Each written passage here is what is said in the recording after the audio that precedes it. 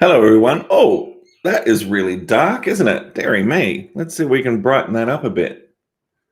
Wrong way. Let's go this way. Oh, what is going on here? Hang on a second. Hi. Let's try this. Oh, that's a bit better, isn't it? Oh, now that's really bright. Dearie me. Hang on a minute. Hi. Okay. Aha.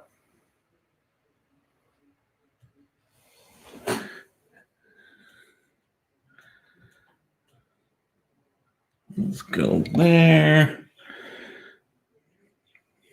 Say hi in the chat if you like. Hey, guys. Okay, what do we got? Can't really see from this angle.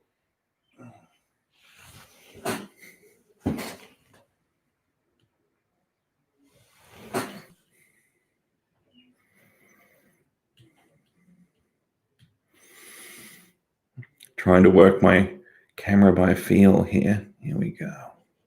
Whoa! Oh, wait. Oh. All right, that'll do. Good morning. How are you? You having a good week? You've just about wound up week 1 now. That's pretty exciting. We're all a bit skewy for this camera, aren't we? That'll do. Hey, Tushnetta, good morning to you. Let there be light indeed, Monica. Hey, Alicia, good to see you. Thanks for tuning in. Happy Friday. Yeah, Friday, hey? Wow, what a week. And it's still going, but goodness gracious me, I imagine that you have probably felt pretty busy with week 1. Espresso needed. And I have also felt a little bit under the pump this week as well. Indeed, there was one point on Wednesday night. Where are we? Friday. So Wednesday night, I think my email inbox breached 300 emails waiting to be answered, and the volume of questions has probably outstripped my ability to respond in a timely fashion this week. So for those of you who are still waiting on me to get back to you by email, thank you for your patience. I will be getting back to you quickly if I haven't already. Happy Friday. Yeah. Friday. That's all right. Melissa, hi there. Yeah, 300 emails is pretty typical for me, actually.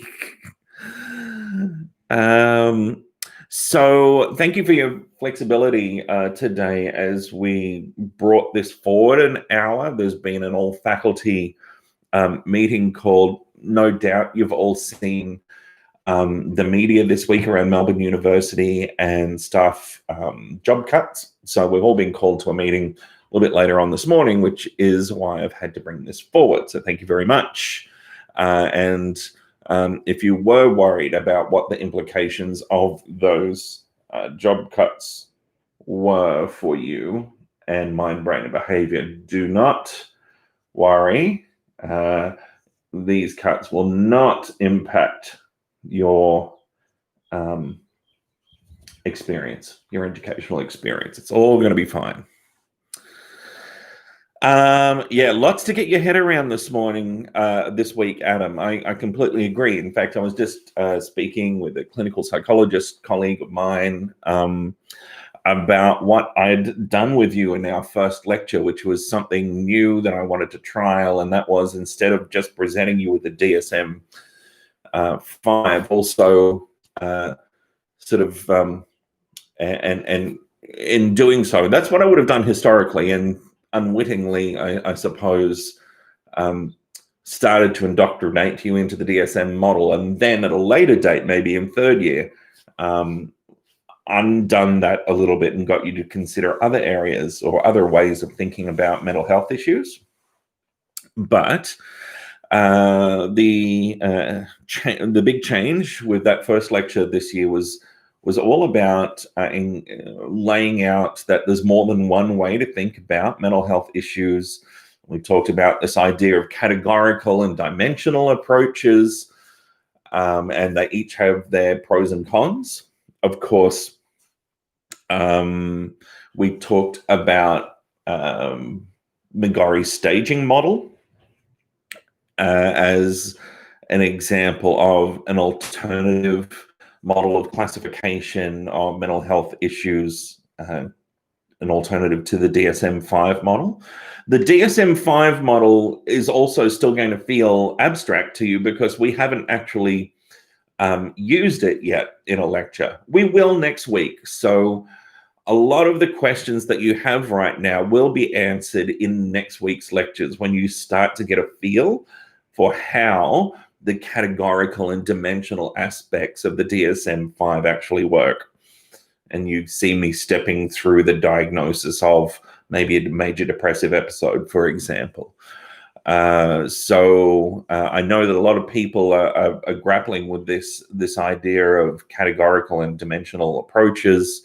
Of course, we also talked about transdiagnostic approaches. And I think some of the questions that we'll find in the digital mailbox this morning are going to be about those types of approaches which don't focus on disorders themselves, but focus on symptoms and spectrums of symptoms and clusters of symptoms that tend to co-occur across disorders that we see in the DSM-5. And indeed, if you haven't noticed already, in readings online, I've put up 2 readings that I've just recommended for you as complimentary reading to that first lecture. 3 readings, actually, that are complimentary to that first lecture. So they're in readings online now. The first one is the paper from a recent paper from the Dunedin study that talks about that statistic that I gave you in that lecture, that was around 85% of people in that Dunedin cohort that followed people across numerous decades and measured their physical and their mental health. Around 80%, 85% by the time they reached middle age had met criteria for at least one mental disorder. And the other readings are McGorry's staging model, so that's there. And also the high top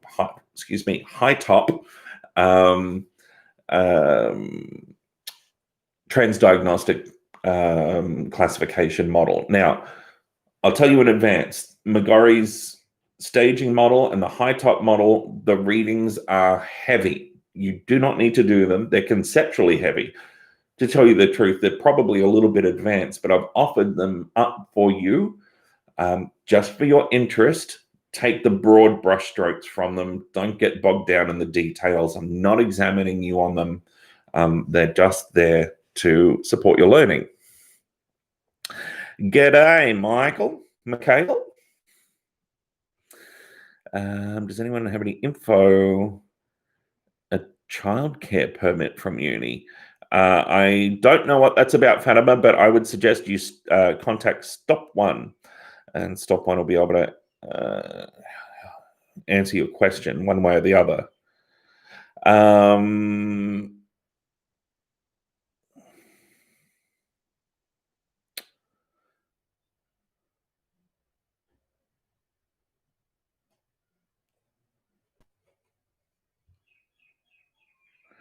Oh, hey, River. Actually, Imogen, not River. Not out of bed yet. I saw the notification. There you go. Yeah, good. So let me pull up. We've got an hour together. This is going to have to be one of those instances in which I fly off to my next Zoom meeting after this, get on my broom and fly off. So let me dive straight into the questions that people have left in the week 1 mailbox for clinical psychology on Piazza. And I will also answer your questions in the live stream chat window. So feel free to put up any questions in the live stream chat. I wonder if I can open this in a new window so that I can have the chat open. And oh my God, girl. Open in new window. There we go. So I can have the chat open and Piazza open all at the same time, and I can see what you guys are saying. All right, going to the clinical psychology week 1 digital mailbox. Wow, there's lots of questions. Okay. Let's get down to business. So, are we ready? Here we go. I'll just do a little bit of rearranging here. Okay.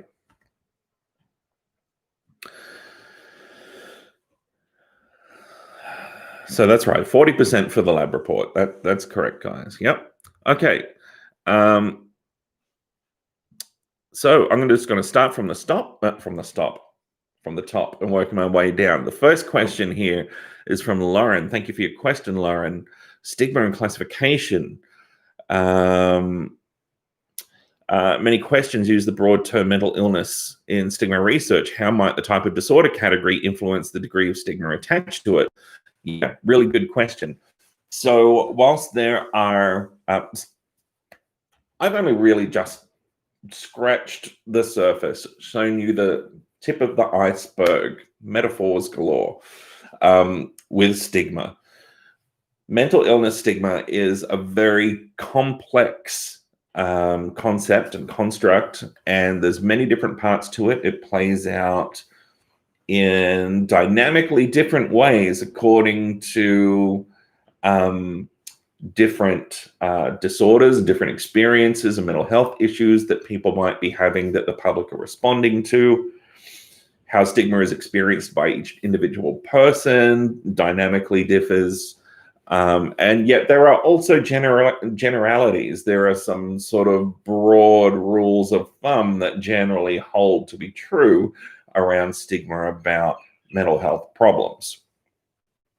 So, for example, the reason that we're using the social distance scale for your lab report assignment is because not only is it one of the most commonly used, if not the most commonly used measure of stigma, it is also indexing an intended behavior that is one of the most common behaviors that's seen in terms of discrimination around any particular issue, social distance, distancing ourselves interpersonally from that thing which we stigmatize or not. So it's more or less, it's a really good way to understand stigma vicariously. And you can draw, it is a component of stigma. Obviously, it's a behavioral component, but one can draw inferences certainly based on that social distance. So, you will, in your lab report, maybe be challenged to draw some inferences about how people might think and feel about mental illness, both before and after taking the Mind, Brain, and Behavior 2 clinical course, based on the way that you've measured social distance and desire for social distance. So that would be one level of abstraction, of inference, sort of beyond the actual construct that you're talking about. Of course, if you were doing this for real and you really wanted to get at also people's emotions and their attributions, their stereotyped attributions, for example, and the prejudicial emotions around mental illness, then you would use that attributional questionnaire, for example, from Corrigan that I showed you in the lecture, in addition to the social distance scale. But we're just keeping it simple for the lab report. So, Lauren, whilst there are generalities, we do see that stigma plays out in different ways in response to different disorders. And indeed, the hallmark of my lab's work over the last couple of years has really been unpacking how stigma plays out differently for people with schizophrenia spectrum disorders relative to other disorders. And within the group of people who experience schizophrenia spectrum disorders, we've looked at how individual symptoms influence stigma differentially. And then even within symptoms, we've looked at subtypes of symptoms and examined how they differentially elicit stigmatized responses from the general public. So at the disorder level, I might compare a disorder like schizophrenia to a disorder like depression if I wanted to make a comparison between a schizophrenia spectrum disorder and another type of disorder, and write vignettes about those. If I wanted to look at responses to so if I wanted to look at responses to symptoms in schizophrenia, I might contrast the experience of having false beliefs, delusions, and the experience of hearing voices, maybe, of having those auditory verbal hallucinations, and see if people respond in terms of stigmatized attitudes, emotion, and behavior in different ways to each of those. And drilling down even further, what we've done is looked at, for example, different types of delusions and different types of auditory hallucinations, different things that the voices are saying, perceived to be saying, for example, and seeing how responses vary as a function of that.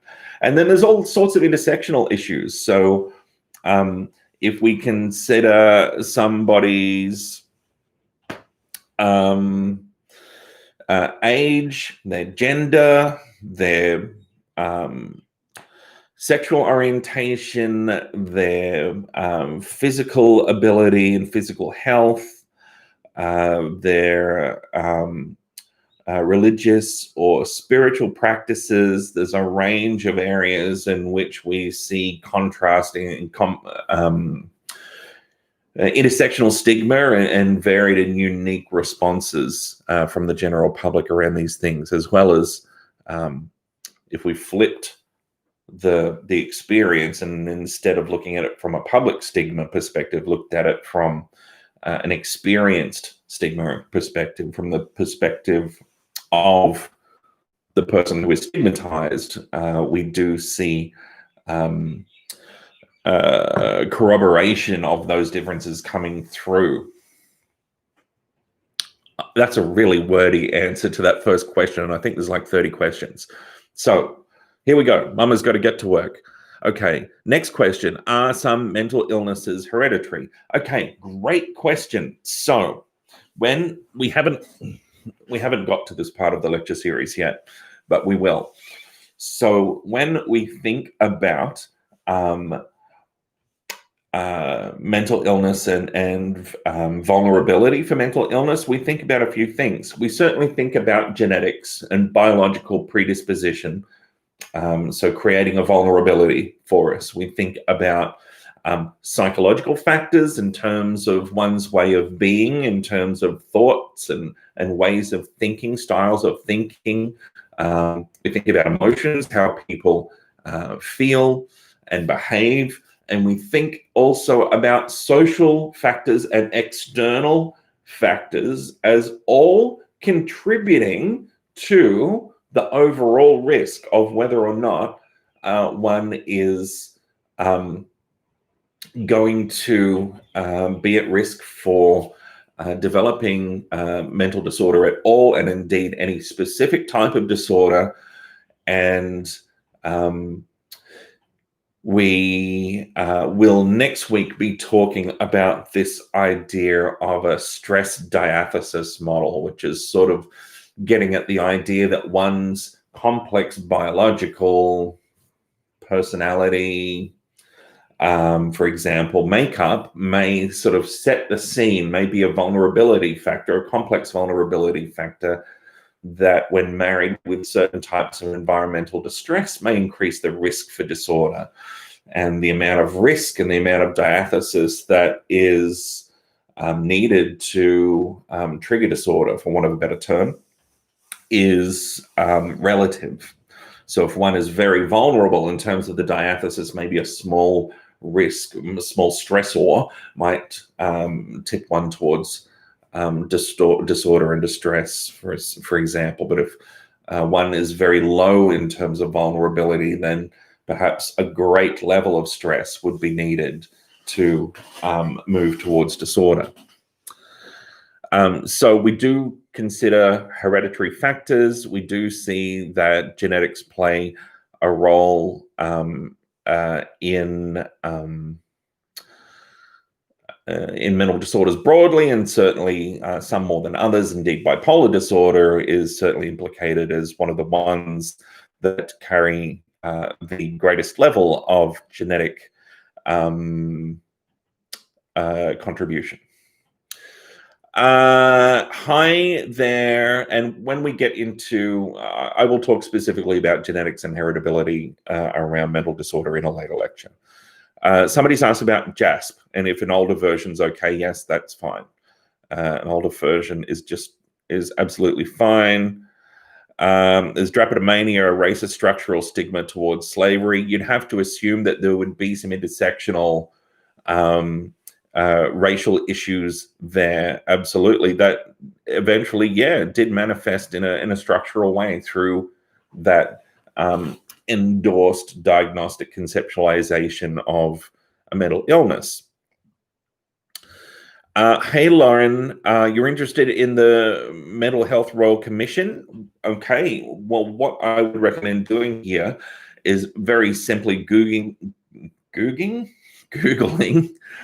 the Royal Commission into the Victorian mental health system to arrive at their main page. In fact, if anybody wants to do that and paste that in the chat, then that would be excellent. And in there, you'll be able to find their interim report, their final report and recommendations. If you dig deep enough, you'll find my witness statement and a whole heap of interesting information there. Disease versus disorder. Yeah, so if this is complex, and I completely understand that this is complex. So if we know that, for example, a certain proportion of the risk for developing a disorder could be attributed to genetic influence, then would we not call a disorder like schizophrenia, for example, a disease? No, we wouldn't, because even though there's a lot we don't know, but we certainly know a lot about various genetic correlates of and contributions to schizophrenia and how those contributions play out, not only for the disorder as a whole, but as in relationship to specific symptoms and subtypes of symptoms and specific patterns of cognitive impairment that we might see in schizophrenia or in other disorders, for example. The genetic risk is not the singular cause, right? So we know that risk for psychosis is very complicated. And again, we think about biological, psychological, and social factors. You might have heard of this biopsychosocial model of mental illness. It's a very common way to think and conceptualize mental illness. And there's no concrete biological cause. There might be factors that play into the mix, but there's no sort of identified cause. If you have this particular injury, you have this particular condition. That's what we think about when we talk about disease. Of course, when we think about mental disorders, again, we're primarily thinking about not a disease. We're thinking about effectively a disorder being a syndrome. So it's a clustering, a group of signs and symptoms of disturbance and associated potentially distress and dysfunction that co-occur in a systematic way over time. over a course of illness, and that course is understood. So when we talk about course of illness, it might be acute, it might come on quickly, it might be episodic, it might sort of come and go, or it might be chronic and unrelenting. And then we'd think about a disorder being a syndrome that is able to be differentiated from other disorders based on that characteristic pattern of signs, symptoms, and so forth. I hope that makes sense. Derealization. Derealization is what's called the dissociative symptom. So it's a feeling, it's very hard to describe, and it's very hard to imagine if you have not actually had this experience. It's a feeling as though the world around you was dreamlike or not quite real. Something's not quite right. And I will explain this in much more detail when we get to the lecture on personality, where I'm going to talk about dissociative identity disorder.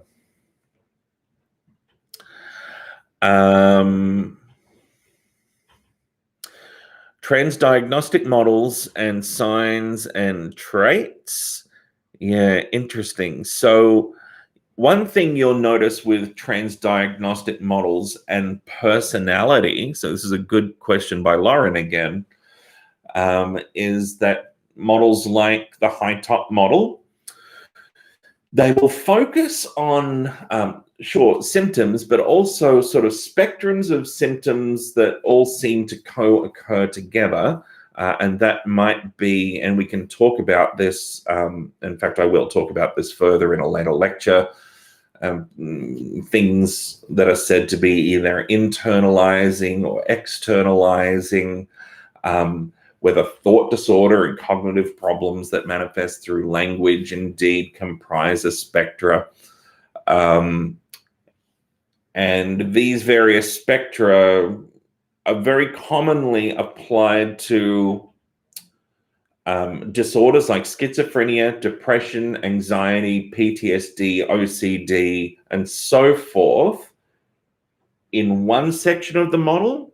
And then separate to that, they can also be applied to personality issues as well. And it's, I think, a challenge historically to really integrate personality-related disorder and non-personality-related disorder. They've, in the DSM model, historically been conceptualized as being separate, being different, and it's one of the complexities that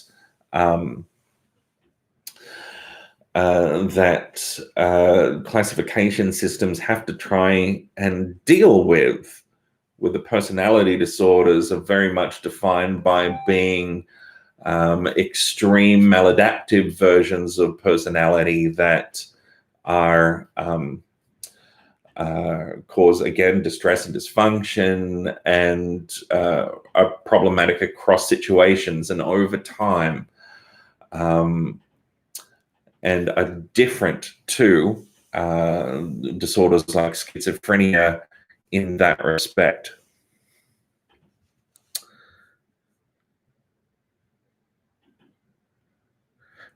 And I will talk about the intersection, however, between personality and mental disorder in, I can't remember which lecture it is, but it's coming up. There is a lecture coming, so I will speak more about this. In fact, as I glance through the week one mailbox here, I'm seeing lots of questions that I am going to answer in later lectures. So that's okay. That's good. I'm glad they're coming up for people.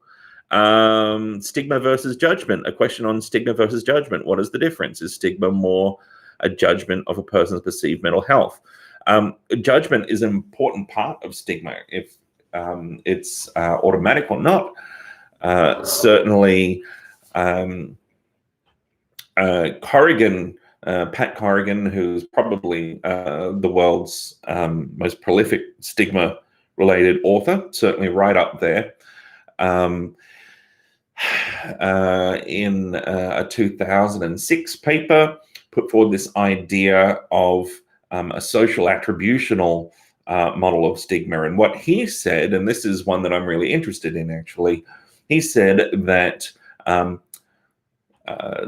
observable features of people living with mental illness, such as signs of disorder. It might be unusual behavior, for example.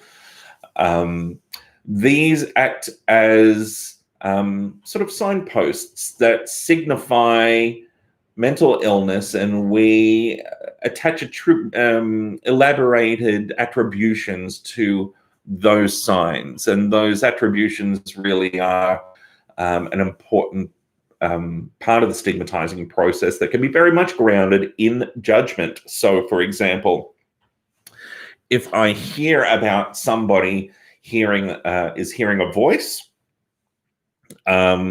then I'm going to be thinking, oh, okay, not me, but just Joe Blow, for example, might think, oh, that is really unusual, that particular symptom. What does that indicate? Does it indicate unpredictability? Does it indicate that the person is dangerous, for example? It could elicit, in fact, those two are two of the common types of attributions that are offered up in response to a symptom like hearing a voice or a delusion. That interpretation of that sign, of that feature of the mental health experience,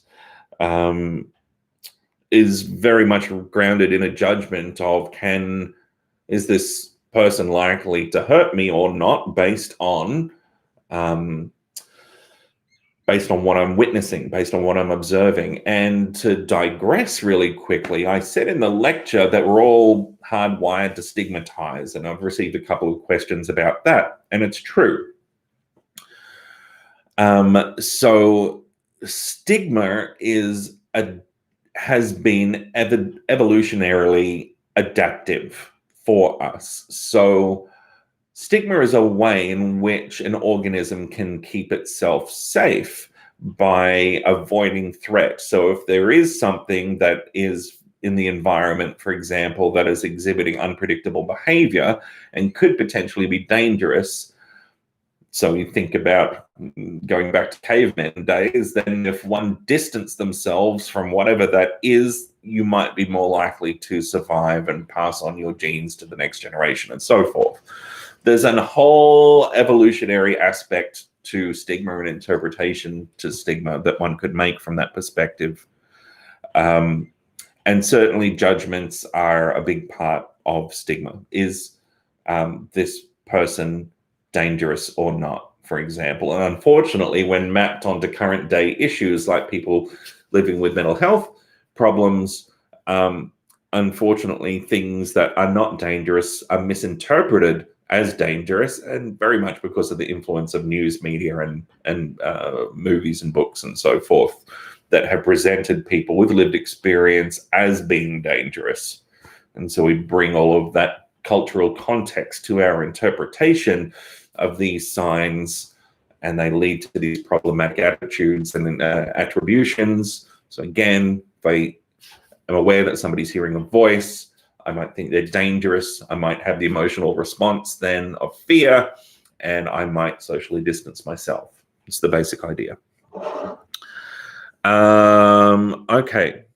I really need to ramp up the speed, don't I, to answer all of these questions. So somebody's asking here, Fatima. It's a question from Fatima, who's asking here about, great question, Fatima, whether or not the models of mental disorder that we're looking at are either categorical or dimensional. No. So good question. What you will find is that each model, whether it's the DSM-5 or ICD-10 predominantly categorical model, if it's the staging model, if it's the high top model, these all have elements of both categorical and dimensional conceptualizations of disorders and process to them. So all of these models actually intertwine both dimensional and categorical concepts, just more or less of the other, one or the other. Hey, Yuan asks when we should start worrying about REP. You could certainly start doing REP now if you wanted to. There's many studies available. Lecture audio is too quiet, so I have heard. I am sorry that your family is noisy. We'll have to do something about your noisy family. But yeah, thank you very much. I recorded both of those lectures at the same time. I will ramp up the audio. I have ramped up the audio for the next lectures that will be published next week. And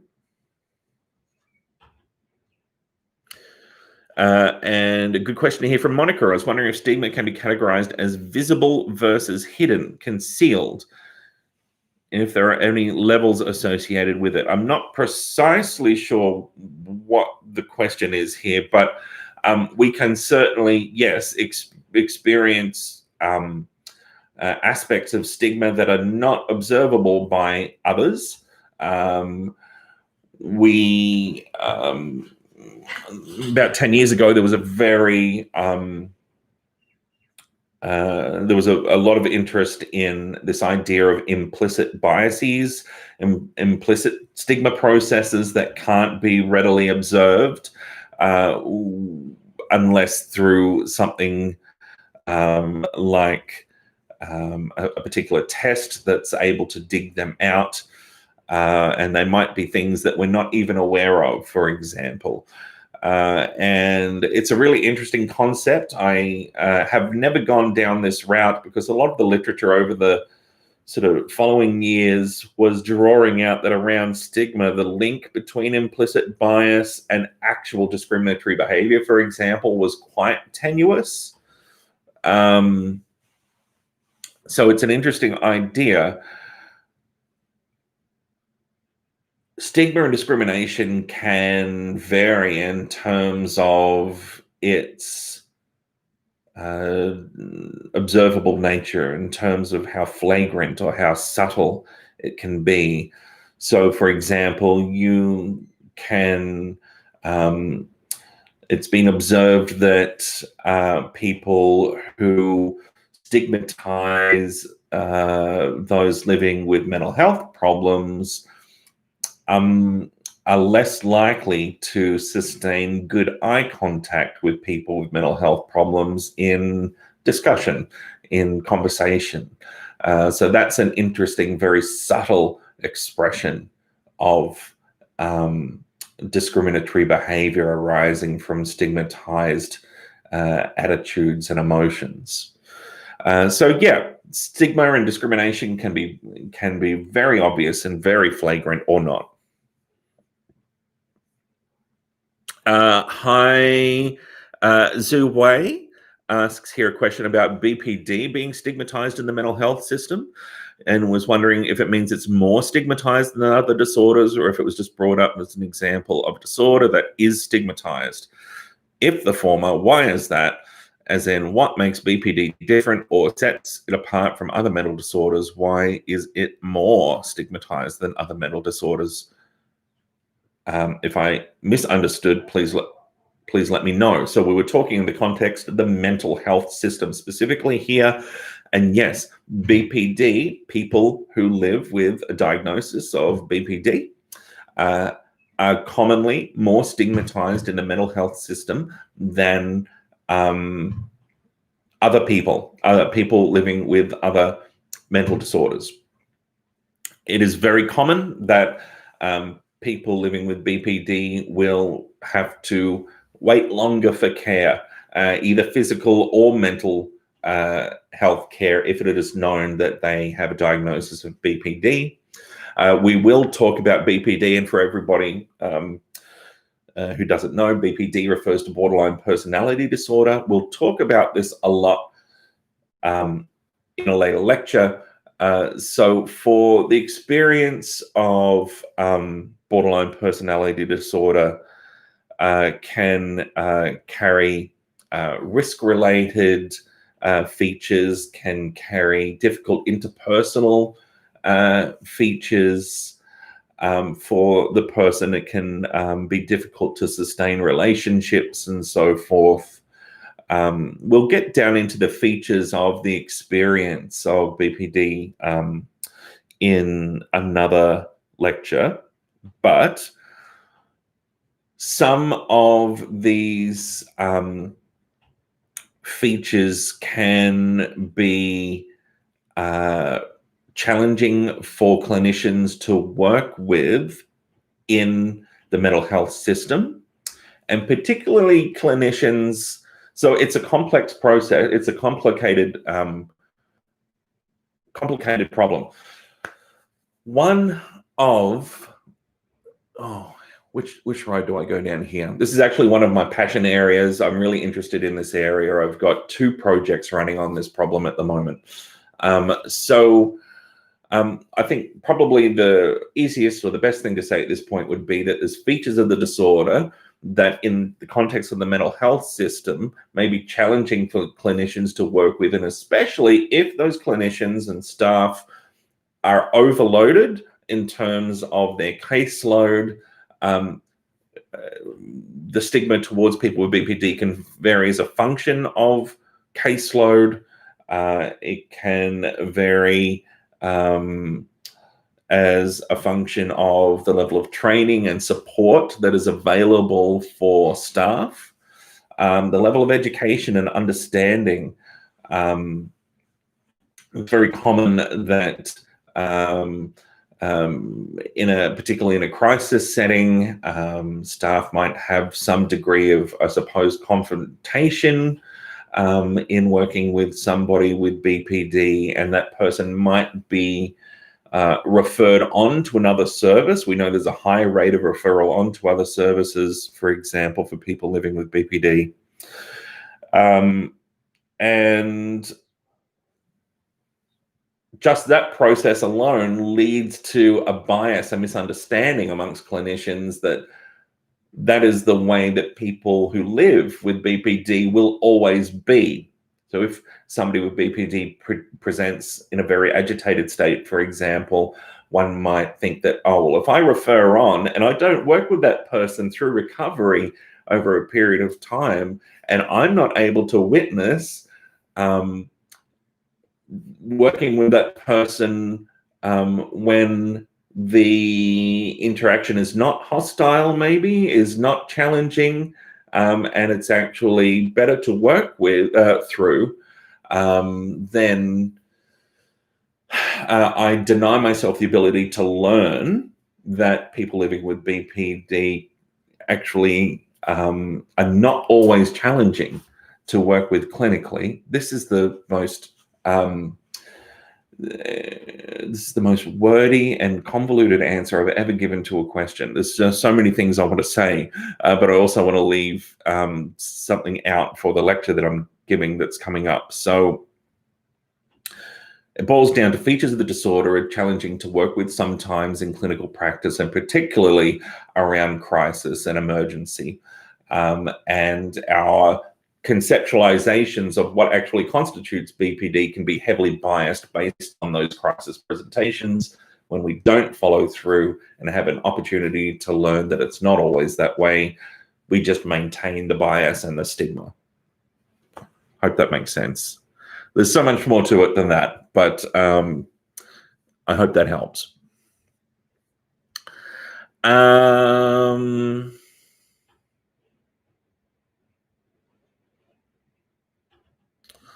Wow, so many questions here.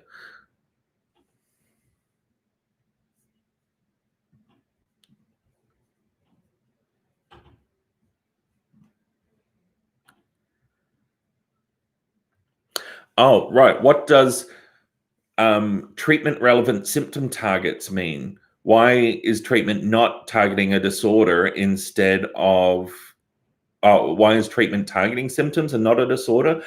great question. So this is true. When you work with a psychologist or another mental health professional, that mental health professional is going to be very concerned on asking you about what the actual signs and symptoms that you're experiencing are. What are the actual problems that you're experiencing, and would think about how to address those specific problems, those specific signs or symptoms. So treatment focuses on the symptoms themselves, not on the disorder that the symptoms are theorized to comprise under a particular classification model like the DSM-5 framework. This is how treatment works. Richard Benthel would say, in being an advocate for transdiagnostic conceptualizations of mental disorder. And so again, here we're thinking about the fact that it's far more useful to, from Bentel's perspective, to think about symptoms, because various symptoms can be experienced across various disorders. So if you think about anhedonia, and a difficulty or an inability to experience pleasure, we might see that in depression, but we can see that in schizophrenia spectrum disorders, we can see that in personality disorders, we can see it across a range of disorders. And so Benthel would say, what's the use in even thinking about disorders then? We should just think about symptoms. And indeed, that's what treatment focuses on, symptoms. So, if you had 5 key criteria, 5? I need to learn to count, don't I? 5 key criteria for a given disorder, and your treatment ticked off each one of those 5 symptoms individually and saw improvements in each one of those areas to the point at which they weren't clinically significant, then there's essentially no disorder left to explain anyway. So yeah, pardon me. Treatment does focus on symptoms, and so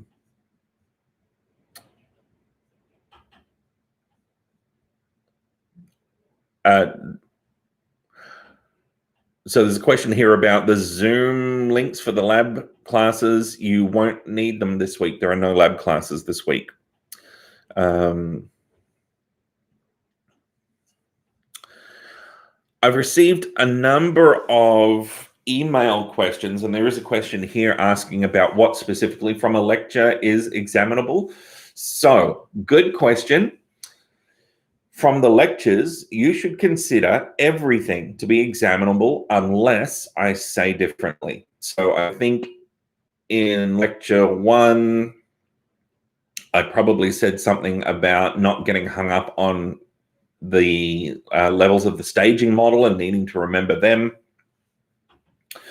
And that's true. So there you go. I've just told you something that you don't need to worry about learning for the purposes of examination, but it's there to help your learning just generally. But I'm just letting you know that you don't have to spend time learning the characteristics of each stage. So everything's on the cards for examination if unless I've said differently.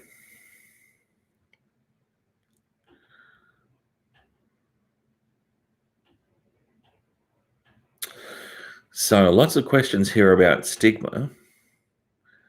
And good Lord. Okay, lots of questions about stigma. So it's good that we've got tutorials that are coming up to deal with a lot of these questions. So somebody's asked me 6 questions in one post here. Thank you very much for your enthusiasm, Sam. I'm not going to be able to answer all of these in one go, but let's pick one. So could the fear or anticipation of stigma persist even if social conditions or public stigma change? Could this have implications for attempts to reduce stigma-related harm because it could take time for the reduced public stigma to filter down to the level of the self? Yeah, interesting. So talking about the level of the self, if we're talking about internalized stigma, if could there be a delay, I think, is essentially what you're talking about, more or less. That makes sense to me. Culturally, stigma about mental health issues is heading in the right direction. It's gradual. It's going down. Certainly anxiety and depression have, we know the levels of stigma have gone down around those experiences in particular. Severe and complex mental health issues like schizophrenia, OCD, PTSD, and so forth, they're trailing behind anxiety and depression. And every time there's an event where the media, for example, negatively reports on somebody with lived experience of complex mental health issue in conjunction with violent crime, for example, in a very decontextualized and problematically biased way, and we see the cultural another peak in terms of stigma, and we're always working against that process. Indeed, that's a common lament for people working in the stigma area, that every time there's one of those news media stories that reach millions of people, it's almost like you start the fight again.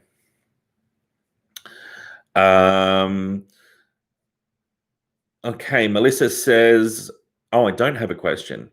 Oh, you found the Hearing Voices videos valuable. Okay, that's wonderful, Melissa. Thank you very much. I'm glad to hear that. All right, we're about halfway through the list of questions here. Good grief. So I think we might have to put a peg in answering. We'll do one more question from Piazza, and then I'll have a look at the chat window.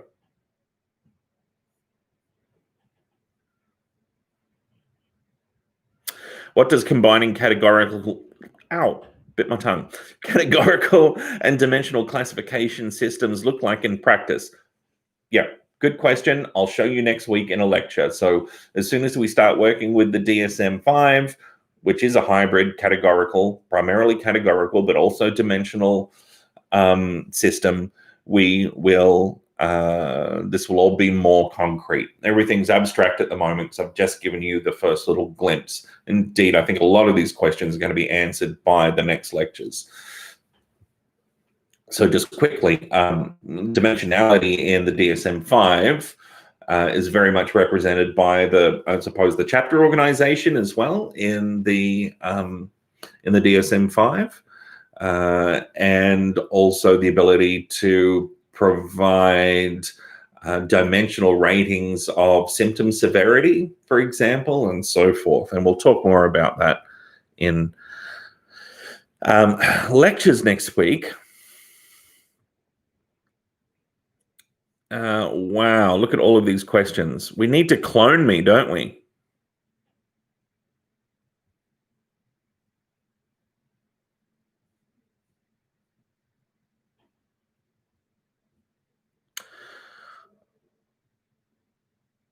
Hey, Adelhidus.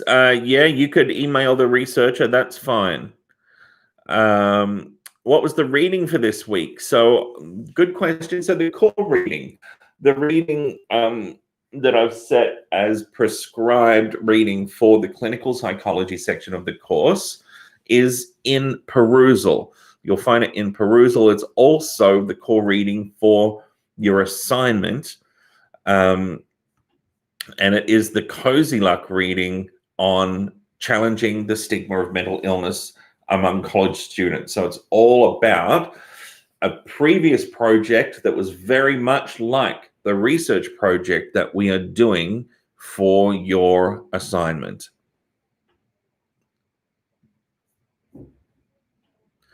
The other readings that I've put up online in the clinical psychology lecture, so I don't know if you've got a browser open right now, but if I go to readings online and I look in the clinical psychology section, at the very top is that challenging the stigma of mental illness among college students reading. Now, you can access it from there, but also go to perusal and see the notes that I'm putting in there and responding to people's questions. Now, I've put up the next reading there is the recent paper about the Dunedin study and looking at the prevalence of mental health issues amongst the general population in this cohort of people from New Zealand. We've got a paper on McGorry's clinical model. We've got the high top paper. And then we've got more about mental illness stigma to help you get started with the lab report assignment. Indeed, with the book, The Stigma of Mental Illness, End of Story, chapter 24 that I've prescribed, chapter 24 deals with what interventions work for mental illness stigma, and there's a lot in there about education-based and contact-based interventions for stigma. So I recommend checking that out.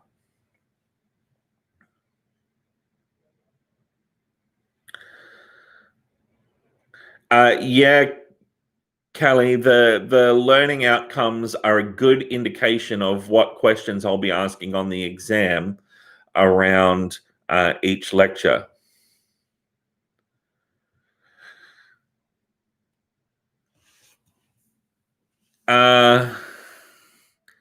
Echinacea, you could start on your lab report now just by reading. So the reading process of reading that example, starting reading and starting to read that chapter 24 from the stigma book, that is how I would start my process of preparing for the lab report, by doing the readings and orienting myself to the problem.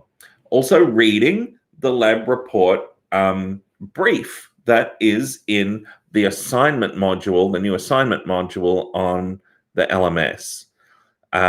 Certainly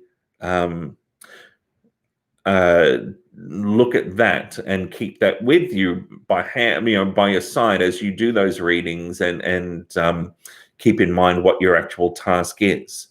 So our task, very, very basically is to test whether or not Mind, Brain, and Behavior 2 is effective in reducing our levels of personal stigma on average about mental illness across the course.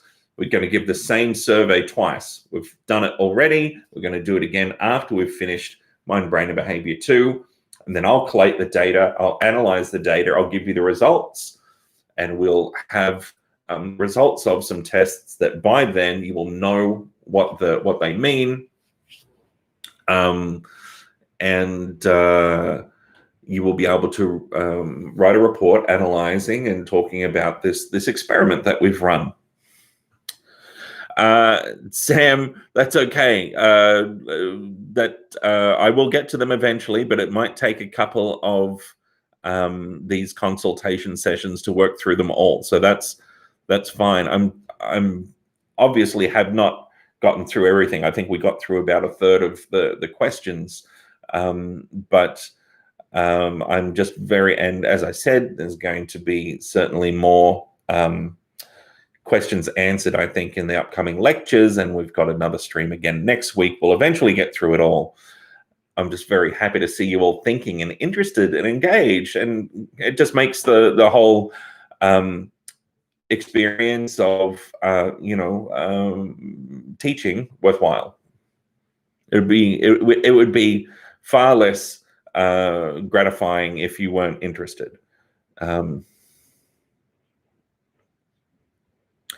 That's right. The exam is an open book exam. It will be online, just like we did for Mind, Brain, and Behavior 1. So multiple choice exam.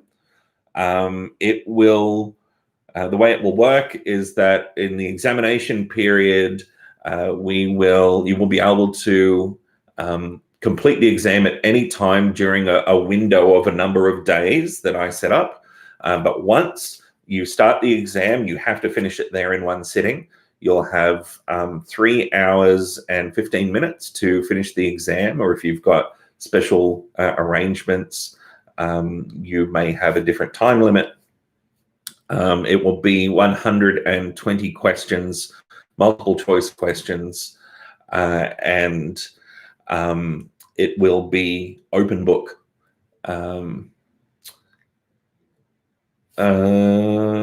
Yeah, which means you can literally look at your notes while you're doing the exam. Pretty sweet, right? But everybody who's done Mind, Brain, and Behavior 1 knows that the way the exam questions are worded doesn't lend itself to Googling. And Mama's got a voodoo, doesn't she?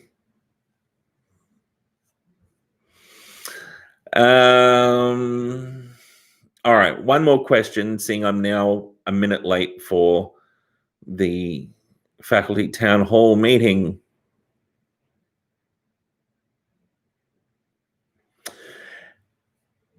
Miga, really good question. Still confused about why schizophrenia is not a disease, because it's very simply because there's not a known biological cause of schizophrenia. We can't point to a problem with the brain and say it's that specific thing that causes schizophrenia. That is why. So, with a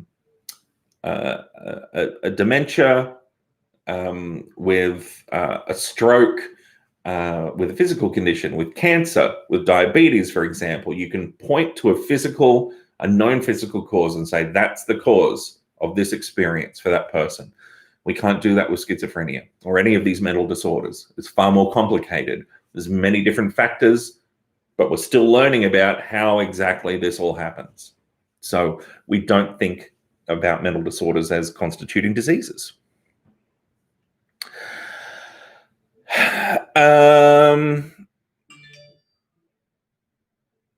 Okay, so I hope that is helpful, everyone.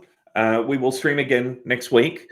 I'm going to have to chuff, and chuff in the go sense, not in the other colloquial sense, which you all may be too young to know about anyway.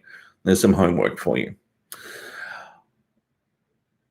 All right, so thank you, everyone, for your engagement and for all of this discussion with each other in the chat window. That is wonderful.